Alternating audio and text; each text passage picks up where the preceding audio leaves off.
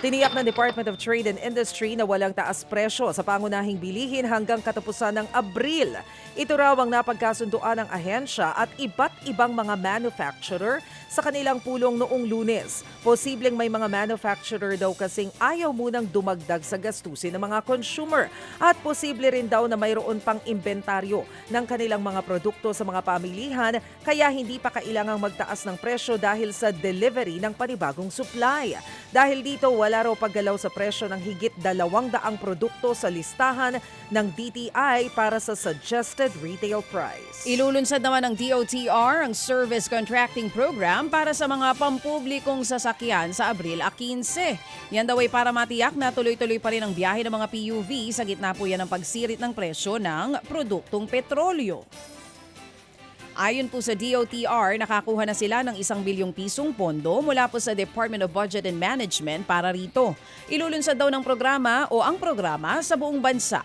Pero pinag-aaralan pa ng LTFRB sa ngayon kung saang mga ruta ito maipapatupad. Sa ilalim po ng nasabing programa, posibleng maging libre ang sakay ng mga aarkilahing PUV ng gobyerno o magkakaroon ng diskwento sa pamasahe. Kasama daw sa mga tinitignan na ruta ay yung mga nakakonekta sa iba pang uri ng transportasyon gaya ng mga tren o kaya'y sakaya ng bus. Sa Biyernes daw i-anunsyo ng DOTR ang iba pang mga detalye tungkol sa programa.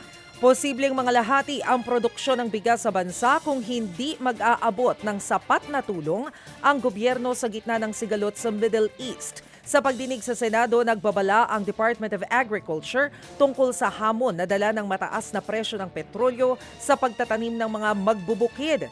Best case scenario daw, hanggang 20% lang ang mababawa sa produksyon, pero posibleng umabot sa 50% ang bawas, lalo kung hindi nakayanin ng bulsa ng mga magsasaka ang presyo ng fertilizer.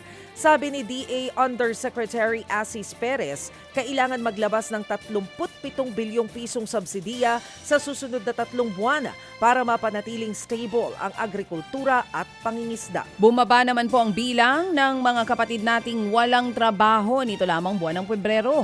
Base po sa datos ng PSA, nasa 5.1% na lamang ang unemployment rate noong Pebrero. Katumbas po yan ng 2.66 milyon na mga Pilipinong walang trabaho. Mas mababa yan kumpara sa 2.96 million o 5.8% na naitala noong namang Enero. Marami raw kasing nadagdag na trabaho sa sektor ng retail industry at maging sa agrikultura. Kasabay po niyan mga kapatid, bumaba rin ang underemployment rate sa 11.8%. Katumbas naman yan ng 5.84 milyon na mga manggagawang nagbabalak magdagdag ng trabaho para pa rin sa dagdag kita. Mas mababa yan kaysa sa 6.35 million o 13.2% na underemployment noong buwan ng Enero. Plano daw ng DPWH na simulan ang bidding para sa rehabilitasyon ng Maharlika Highway ngayong buwan.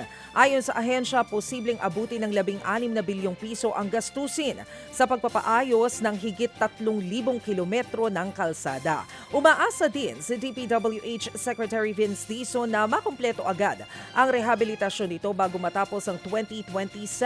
Nauna nang sinabi ni Dizon na inaasahan niyang sumali sa bidding ang pinakamalaking mga kontratista sa bansa.